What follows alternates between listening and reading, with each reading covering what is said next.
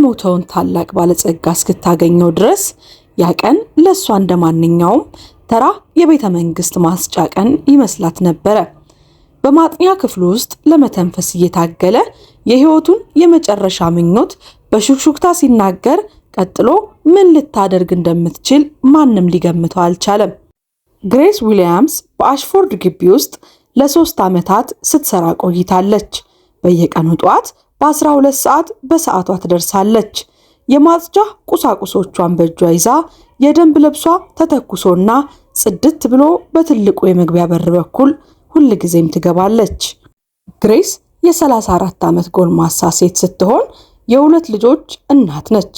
እናም ልጆቿን ያላባት ብቻዋን ታሳድጋለች።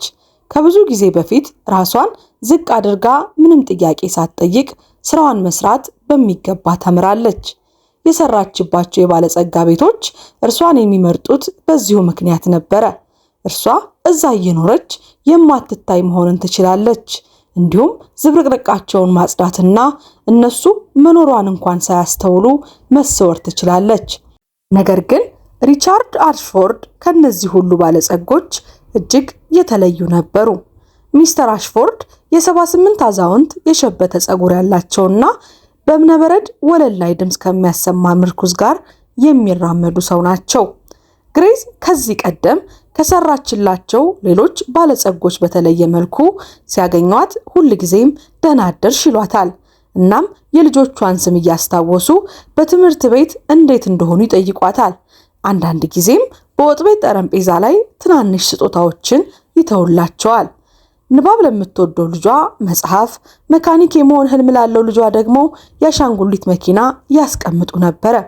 ግሬስ በደግነታቸው ታመሰግናለች፣ ነገር ግን ፈጽሞ ከልክ በላይ አትቀርባቸውም ነበረ። ከአሰሪዎቻቸው ጋር በጣም የቀረቡ ሰራተኞች ምን እንደሚገጥማቸው አይታለችና ወሬ ይጀመራል፣ ሰዎች ያወራሉ፣ ስራ ይጠፋል። ስለዚህ ያባርሯቸዋል። በትህትና ፈገግ ብላ አመሰግናለሁ በማለት ስራዋን ብቻ ትሰራለች። ግሬስ የተለየች ነበረች።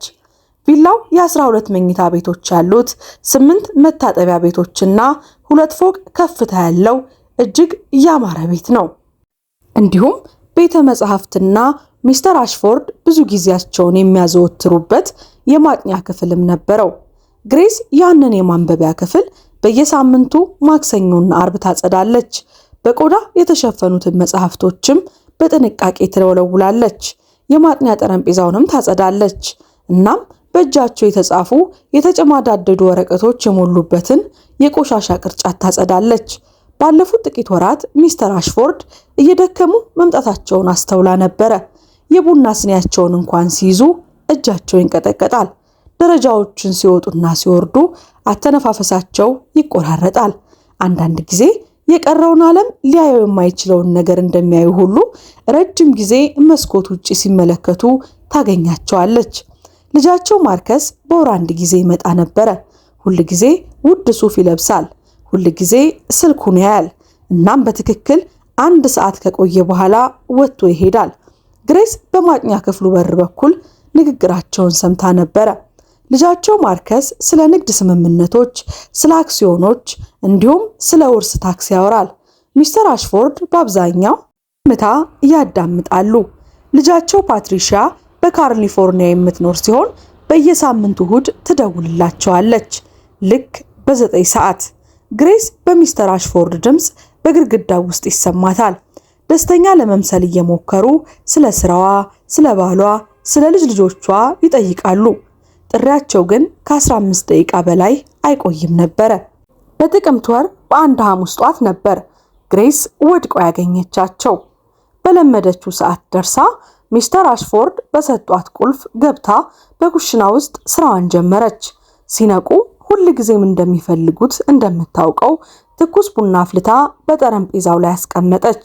በዛ ጠረጴዛዎች ላይ አንድ ደብዳቤዎች ነበሩ፣ ሂሳቦች፣ የንግድ ደብዳቤዎችና እሷ የማታውቃቸውን ቃላት የያዙ የሕክምና ሰነዶች የሚመስሉትን ነገሮች ማስተካከል ጀመረች። ነገር ግን በውስጡ ጥሩ ዜና እንደሌለው አውቃለች። እስከ 2 ሰዓት ድረስ በፎቅ ላይ ሲንቀሳቀሱ ስላልሰማቻቸው ተጨነቀች። ሚስተር አሽፎርድ ለወትሮ ማልደው የሚነሱ ነበሩ። ብዙ ጊዜ በአንድ ሰዓት ተኩል በማንበቢያ ክፍላቸው ውስጥ ጋዜጣ እያነበቡና ቡናቸውን እየጠጡ ይገኛሉ። በእብነበረድ ደረጃቸው ላይ ወጣች። የእግር ኮቴዋ በወፍራሙ ምንጣፍ ተከድኖ ነበረ። በመኝታ ቤታቸው በር ላይ በቀስታ አንኳኳች። መልስ የለም። ድጋሚ ጥቂት ድምፅ አድርጋ አንኳኳች። አሁንም ምንም የለም። ግሬስ አመነታች። ያለ ፍቃድ ወደ ግል ክፍላቸው መግባት አልነበረባትም። ነገር ግን የሆነ የተሳሳተ ነገር እንዳለ ተሰማት። ቤቱ በጣም ጸጥተኛና ጭልጥ ያለ ነበረ። በሩን አዙራ ወደ ውስጥ ለመመልከት ያህል ብቻ ከፈተችው። መኝታ ቤቱ ባዶ ነበረ። ነገር ግን በኮሪደሩ ማብቂያ ላይ አንድ ደካማ ድምፅ ሰማች። ድምፁን ተከትላ በበሩ በከፊል ተከፍቶ ወደ ነበረው የማንበቢያ ክፍል ሄደች። በበሩ ክፍተት በኩል ሚስተር አሽፎርድ በቆዳ ወንበራቸው ላይ ተዝለፍልፈው አንዱ እጃቸውን በደረታቸው ላይ ሌላኛው ደግሞ የወንበሩ መደገፊያ አጥብቀው ይዘው ታየች። የእጃቸው አንጓ እጅግ ነጥቶ ገርጥቶ ነበረ። ግሬስ ወደ ክፍሉ ዘላ ገባች። በሚስተር አሽፎርድ ፊት ላይ የላብ ዘለላዎች ነበሩ። ፊታቸው ገርጥቷል። አተነፋፈሳቸው አጭርና የሚቆራረጥ ነው። ሚስተር አሽፎርድ አለች ከወንበራቸው አጠገብ ተንበርክካ። አምቡላንስ ልጥራ? በደካማ ሁኔታ ራሳቸውን እየነቀነቁ አይኖቻቸውን በአይኖቿ እያዩ ግሬስ ሲሉ በሹክሹክታ ተናገሩ። ድምጻቸው በቀላሉ አይሰማም ነበረ። አንቺን እየጠበቅኩሽ ነበረ። በጠረጴዛው ላይ ያለውን ስልክ ልታነሳ ስትል በሚገርም ጥንካሬ እጇን ያዟት። እባክሽን አሏት ለመናገር እየተናገሩ። ደህና አይደለሁም፣ ሰዓቱም ገና አይደለም። መጀመሪያ አንድ ነገር ልነግርሽ እፈልጋለሁ፣ እባክሽ አሏት።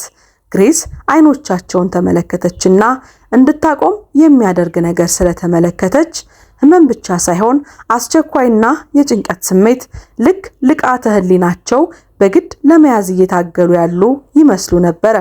ምንድነው ሚስተር አሽፎርድ ስትል ጠየቀች። በሚንቀጠቀጥ ጣታቸው ወደ ጠረጴዛው መሳቢያ አመላከቷትና የመጨረሻው መሳቢያ ቁልፍ በክብ እስክርቢቶ መያዣ ውስጥ አለልሽ። ግሬስ ትንሿን የናስ ቁልፍ አግኝታ መሳቢያውን ከፈተች። በውስጡ ወፍራም የታሸገ በእጆቿ ላይ ከባድ የሆነ ፖስጣ ያዘች። ከፊት ለፊቱ በሚስተር አሽፎርድ በጥንቃቄ አጻጻፍ ስሟ ተጽፎ ነበረ። ያ ፖስታ ሲሉ በሹክሹክታ ተናገሩ፣ በጣም አስፈላጊ ነገር ይዟል። ከዓመታት በፊት ልናገረው የሚገባኝ ነገር ግን በጣም ኩሩ፣ በጣም ግትር፣ በጣም ፈሪም ስለሆንኩኝ ያልተናገርኩትን ነገር ይዟል። ለአፍታ ቆሙና አጭር ትንፋሽ ወሰዱ። ግሬስ አንድ ነገር ቃል እንድትገቢልኝ ይፈልጋለሁ። ግሬስ ፖስታውን እንደያዘች አንገቷን ነቀነቀች። በውስጡ ያለውን ነገር እንደምታደርጊ ቃል ግቢልኝ። እስከ መጨረሻው እንደምትፈጽሚው ቃል ግቢልኝ። ማንም ምንም ቢል፣ ምንም ያህል አስቸጋሪ ቢሆን በእጆቿ አንጓ ያለውን እጃቸውን ጠበቅ አድርጎ እየያዘ ይህ የመጨረሻ ምኞቴ ነው ግሬስ። አሁን ለኔ ዋጋ ያለው ብቸኛው ነገር እርሱ ነው አላት። ግሬስ ግራ በመጋባትና በመፍራት አየቻቸው። ሚስተር አሽፎርድ አልገባኝም፣ በውስጡ ምንድነው ያለው? እኔ ከሄድኩ በኋላ ክፈችው አሏት፣ ድምጻቸው እየደከመ ሲሄድ። እኔ ከሌለሁ በኋላ ግን መጀመሪያ ቃል ግቢልኝ። ግራ ተጋባች። እሺ ቃል ገባለሁ አለች ግሬስ። ምን ቃል እንደምትገባ ባታውቅም ራሷን ስትስማማ አገኘችው።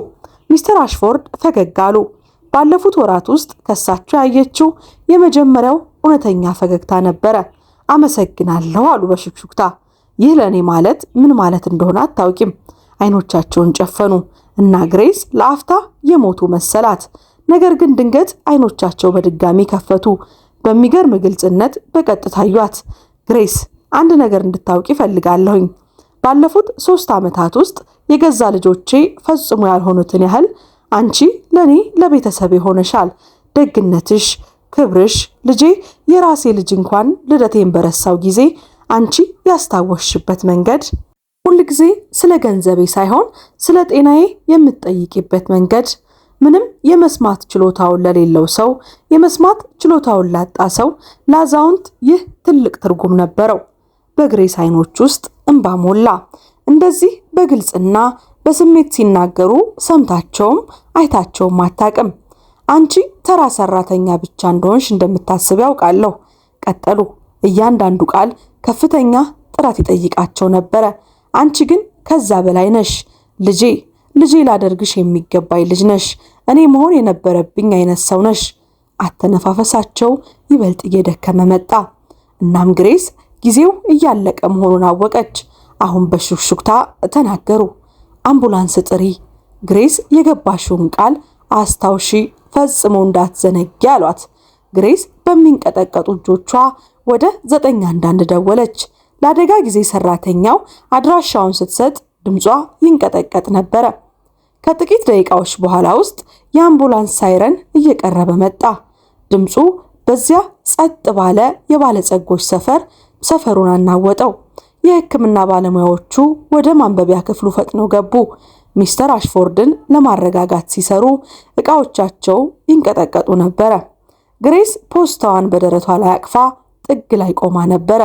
የህይወት ምልክቶቻቸውን ሲፈትሹና ለጉዞ ሲያዘጋጇቸው ትመለከታለች።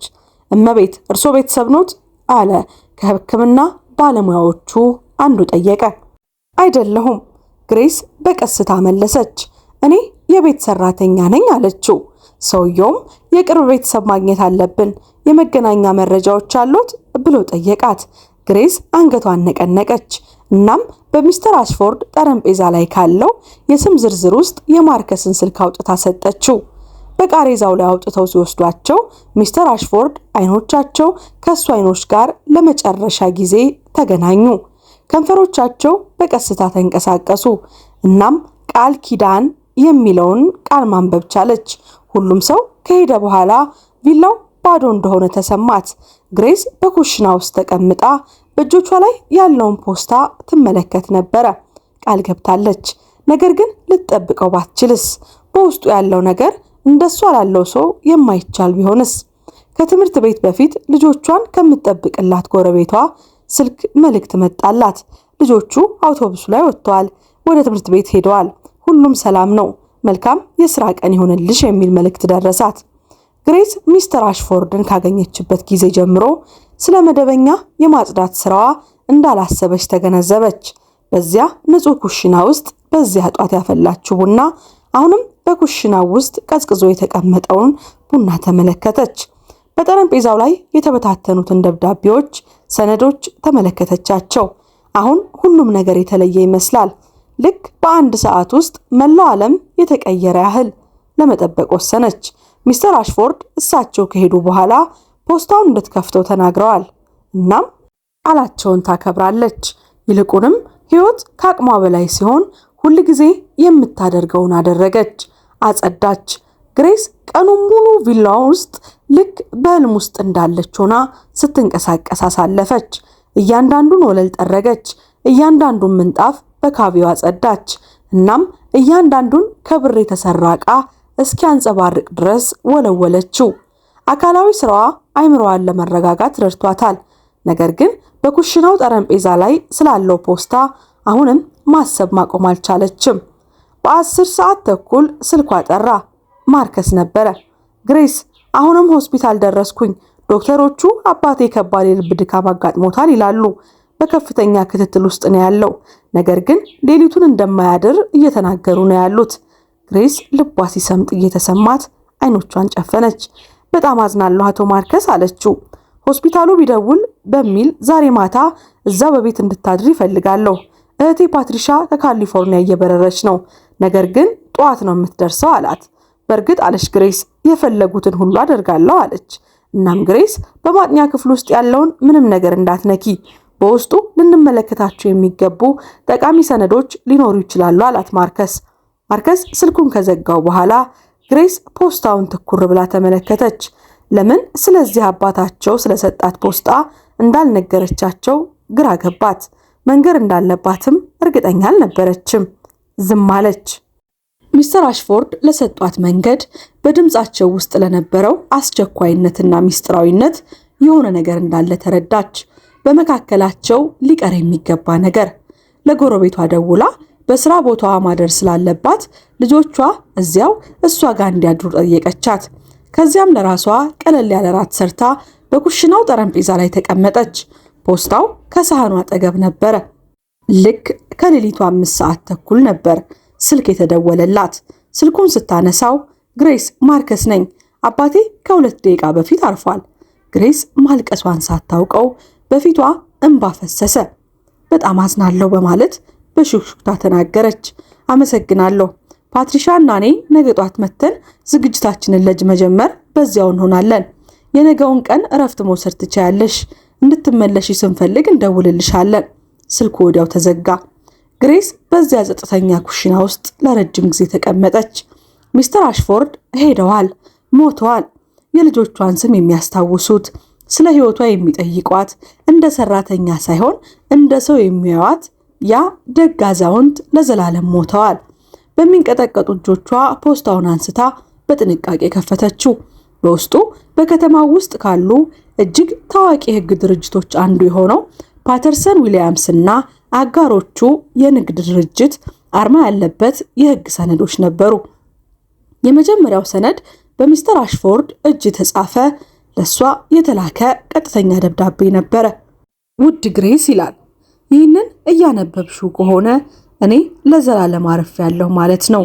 ሞቻለሁ። እናም ሕይወትሽን ለዘላለሙ የሚቀይር ነገር ልታገኝ ነው። የመጨረሻው ምኞቴን ለመፈጸም ጥንካሬ እንድታገኝ ጸልያለሁ። ምክንያቱም ይህ ከመጠየቅኳቸው ከማንም በላይ እጅግ በጣም አስፈላጊውና ከባዱ ነገር ነው። ግሬስ ንባቧን ስትቀጥል እጆቿ ይንቀጠቀጣሉ። ከ42 ዓመታት በፊት አንድ አስከፊ ስህተት ሰራሁኝ። ወጣት ኩሩና ሞኝ ነበርኩኝ። ሳራ ዊሊያምስ ከምትባል ቆንጆ ሴት ጋር በፍቅር ወደቅኩ። ነገር ግን ቤተሰቦቼ እንደሚያስቡት በጣም ተጨንቄ ነበረ። ስለ ስሜ ተጨንቄ ነበረ። ህብረተሰቡ ነጭ ሰው ጥቁር ሴት ስለማፍቀሩ ምን እንደሚል ፈርቼ ነበረ። ግን ትንፋሿ እየተቋረጠ ልቧ እየመታ ዊሊያምስ ያኳያቷ ስም ነው። ግራ ተጋባች። ሳራ ከእኔ አርግዛ ነበረ። እኔ ስተዋት ገንዘብ ሰጥቼ እንድትሄድና ዳግመኛ እንዳታገኘኝ ነገርኳት። ሁለታችንንም እየጠበቅኩ እንደሆነ ነገርኳት። ነገር ግን እውነታው እኔ ራሴን ብቻ እየጠበቅኩ ነበረ፣ ምክንያቱም ፈሪ ነበርኩኝ። ደብዳቤው ቀጠለ። እናም በእያንዳንዱ ቃል ግሬስ ዓለማ ሁሉ እየተገለባበጠ እንደሆነ ተሰማት። ያቺ ልጅ የእናትሽ እናት ነበረች ግሬስ። አንቺ የልጅ ልጄ ነሽ። እኔ ፈጽሞ ያልተገባኝም ፍቅርና ክብር ያሳየሽኝ፣ ቤቴን ስታጸጅልኝ፣ ስትንከባከቢልኝ የቆየሽው የልጅ ልጄ አንቺ ነበርሽ። ግን እውነቱን ለመንገር በጣም አፍሬ ነበረ። እናም አልተናገርኩም። ይቅር በይኝ። ግሬስ ማንበብ ማቆም ነበረባት። ከተቀመጠችበት ወንበር ተነስታ ቤቱን መዞር ጀመረች፣ መረጃውን ለማገናዘብ እየሞከረች። ሚስተር አሽፎርድ ማለትም አያቷ፣ የእናቷ አባት፣ ከዚያ ሁሉ ዓመታት በፊት አያቷን ጥለዋት የሄዱት ሰው ነው። ግሬስ የ25 ዓመት ልጅ እያለች ስለ ሞተችው እናቷ ሳራ ዊሊያምስ አሰበች። እናቷ ሁል ጊዜ ስለ ግሬስ አያት ለመነጋገር ፈቃደኛ አትሆንም ነበረ። ግሬስ ጥያቄዎችን ጠየቀች። እናም ሁል ጊዜ ስትጠይቃቸው ርዕሱን ይቀይሩ ነበረ። ለመነጋገር ፈቃደኛ አይደሉም። አሁን ግን ለምን እንደሆነ ገባት። በጥልቅ ትንፋሽ ግሬስ በድጋሚ ተቀመጠችና ማንበቧን ቀጠለች። ይህ ትልቅ ድንጋጤ እንደሆነ አውቃለሁ። እናም ባደረኩት ነገር ልትጠይኝ እንደምትችይም አውቃለሁ። ነገር ግን ግሬስ ነገሮችን እንድታስተካክይልኝ ይፈልጋለሁ። በዚህ ፖስታ ውስጥ የመጨረሻ ኑዛዜን፣ ምስክርነቴን ታገኛለሽ። ቤቱን፣ ገንዘቡን፣ ኢንቨስትመንቱን፣ ሁሉንም ነገር ላንቺ አውርሽሻለሁ።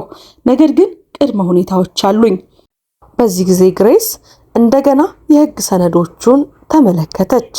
እርሷም እምብዛም የማታውቃቸውን የትረስት ፈንዶች፣ የንብረት ይዞታ ሰነዶችና የአክሲዮን የምስክር ወረቀቶች፣ የባንክ ሂሳቦች፣ ሊታሰቡ የማይችሉ ግዙፍ ቁጥሮችን ተመለከተች። የመጀመሪያው ቅድመ ሁኔታ ይህንን ውርስ ተጠቅመሽ አያትሽ ሳራን እንድታገኛት ነው። እርሷ አሁንም በሕይወት አለች። በሜምፊስ በሚገኝ የአረጋውያን መንከባከቢያ ውስጥ ትኖራለች። ባለፉት 15 ዓመታት ውስጥ ስሜን ሳልጠቅስ እኔ መሆኔን ሳታውቅ ለእንክብካቤዋ እየከፈልኩ ነበረ። ነገር ግን እኔ መሆኑን ማንም የሚያውቅ ሰው የለም። እኔ ፈጽሞ እሷን ማፍቀሬን አላቆምኩም እና እንደዚህ አይነት ሞኝ መሆኔን እንደማዝን እንድትነግሪያት ትፈልጋለሁ። በጣም ወዳታለሁ ዛሬም ድረስ። እንባዋ ሳታስበው በጉንጮቿ ላይ ፈሰሱ። ሁለተኛው ቅድመ ሁኔታዬ ስለ ቤተሰባችን እውነት ለልጆቼ ለማርከስና ለፓትሪሻ መናገር አለብሽ።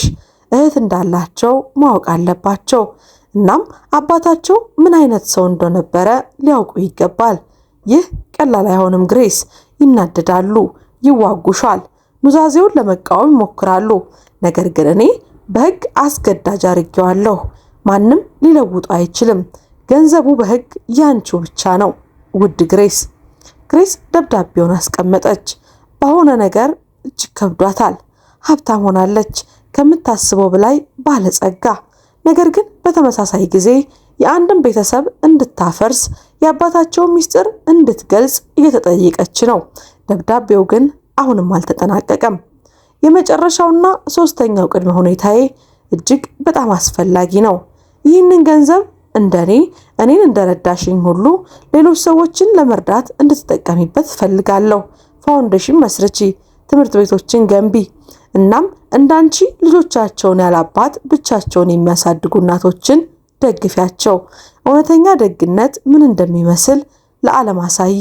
እኔ መሆን የነበረብኝን ሁሉ አንቺ ሆነሽ አሳይ። በደብዳቤው ግርጌ ላይ የስልክ ቁጥር አለ። የስልኩ ባለቤት ስሙም ተጽፏል። ጠበቃ ጄምስ ፓተርሰን። ነገ ደውይለት ግሬስ። እርሱ ሁሉንም ነገር ያብራራልሻል። እናም በሕግ ሂደቱ ውስጥ ይረዳሻል። እና አስታውሺ፣ ቃል ገብተሽልኛል። ይህ የመጨረሻ ምኞቴ ነው እና ይህንን እንደምፈጽም የማምነው ብቸኛው ሰው አንቺ ነሽ። አደራ ቃሌን ጠብቂ። ግሬስ ሚስተር አሽፎርድ የጠየቋት ነገር ታላቅነትን ለመረዳት እየሞከረች ሰነዶቹን ደጋግማ አነበበች። እስከ ንጋት ድረስ በጸጥታ በኮሽናው ውስጥ ተቀመጠች። እሷ ገንዘብ ብቻ አልነበረም የወረሰችው፣ ተልኮን፣ ያለፈውን ስህተት የማረምና የወደፊቱን የተሻለ ነገር የመገንባት ኃላፊነት ጭምር ነው። ማርከስና ፓትሪሻ በዛ ጠዋት ሲደርሱ ግሬስ በሳሎን ውስጥ እየጠበቀቻቸው ነበረ። ፖስታው ከፊት ለፊቷ ባለው የቡና ጠረጴዛ ላይ ተቀምጧል። እርሷን በዛ በማየታቸው ተገረሙ። ግሬስ፣ የዛሬውን ቀን እረፍት እንድትወስጂ ነግሬሽ ነበር። ለምንድነው እዚያ ያለሽው? አለ ማርከስ ክፍሉ ሲገባ ከረባቱን እያላላ። ፓትሪሻ የአባቷ የሸበተ ጸጉር ያላት በአምሳዎቹ ዕድሜ ውስጥ የምትገኝ በሚገባ የተሰናዳች ሴት ናት። ክፍሉን በጥንቃቄ ተመለከተች። የአባታችንን ዕቃዎች ማየት መጀመር አለብን። ከንብረቱ ጋር ምን መደረግ እንዳለበት ማወቅ አለብን። ግሬስ በፍጥነት ትንፋሽ ወሰደችና በእውነቱ ሁለታችሁም ልታውቁት የሚገባ ነገር አለ አለቻቸው። ማርከስ ወንበሩ ላይ ደገፍ አለና ፊቱ ግራ በመጋባት ወደ ትዕግስት ማጣት ተቀየረ። ግሬስ፣ ነገሩ ምንም ይሁን ምን አሁን አይደለም። አሁን የአባታችንን ቀብር ማስፈጸም አለብን። ሌላ ጊዜ ጠበቃ መጥራት አለብን።